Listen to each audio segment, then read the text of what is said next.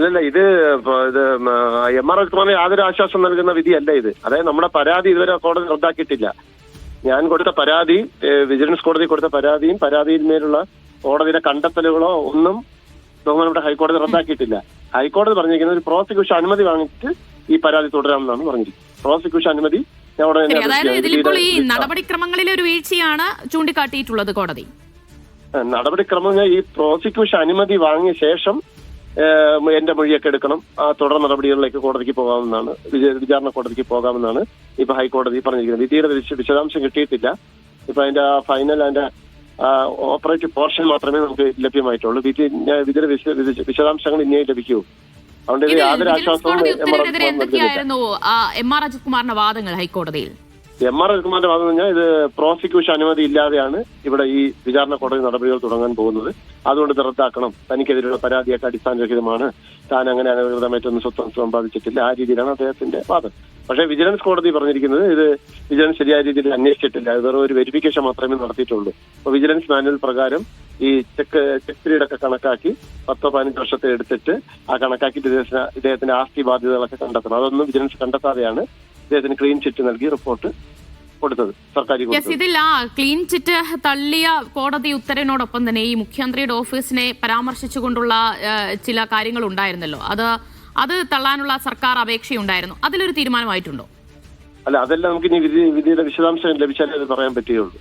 അതിനെപ്പറ്റി ഇതിൽ പറയുന്നില്ല. ഇപ്പൊ ഈ ഓപ്പറേറ്റീവ് പോർഷൻ മാത്രമേ ഇതിൽ അപ്ലോഡ് ചെയ്തിട്ടുള്ളൂ. ഇനി വിധിയുടെ ഓർഡർ ഫുള്ളായിട്ട് ഇനി അപ്ലോഡ് ആവുള്ളൂ. ഇപ്പൊ എന്താണ് ഓർഡർ എന്നുള്ള ഫൈനൽ പോർഷൻ മാത്രമേ ഉള്ളൂ. അപ്പൊ അതില് ചുരുക്കി അതിൽ എഴുതുള്ളൂ. അപ്പൊ ബാക്കി കാര്യങ്ങളൊക്കെ ഇനിയേ വരുള്ളൂ.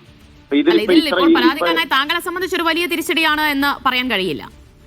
ഇല്ല. കാരണം നമുക്കിത് തുടരാൻ തന്നെയാണ് പറഞ്ഞത്. നമ്മളെ പരാതി റദ്ദാക്കിയിട്ടില്ല. ഞാൻ കൊടുത്ത പരാതി കള്ളമാണെന്നുള്ള അങ്ങനെ ഒരു പരാമർശമേ ഹൈക്കോടതി നടത്തില്ല. കാരണം വിചാരണ കോടതി തെളിവുണ്ടെന്ന് കണ്ടെത്തിയ കേസിൽ ഹൈക്കോടതി ഒരിക്കലും തെളിവില്ലെന്ന് ഹൈക്കോടതിക്ക് പറയാൻ കഴിയില്ല.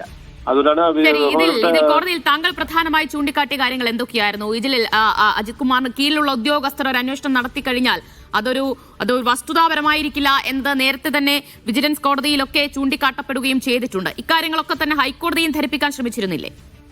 അതെ.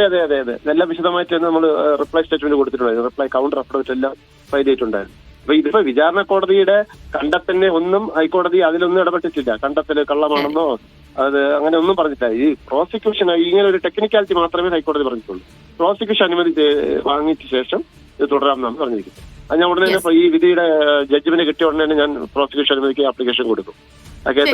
പ്രോസിക്യൂഷൻ അനുമതി ലഭിക്കുക എന്നതും അത്രത്തോളം വെല്ലുവിളി നിറഞ്ഞൊരു കാര്യമാണോ ശ്രീനാഥ്? അതെ. കാരണം പിണറായി വിജയനാണ് ഇപ്പൊ മുഖ്യമന്ത്രി ആയിരിക്കുന്നത്.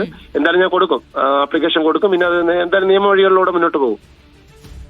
അത് ലഭിച്ചില്ലെങ്കിൽ അടുത്തുള്ള മറ്റുള്ള വഴി എന്താണ് നമ്മുടെ മുന്നിലുള്ളത്?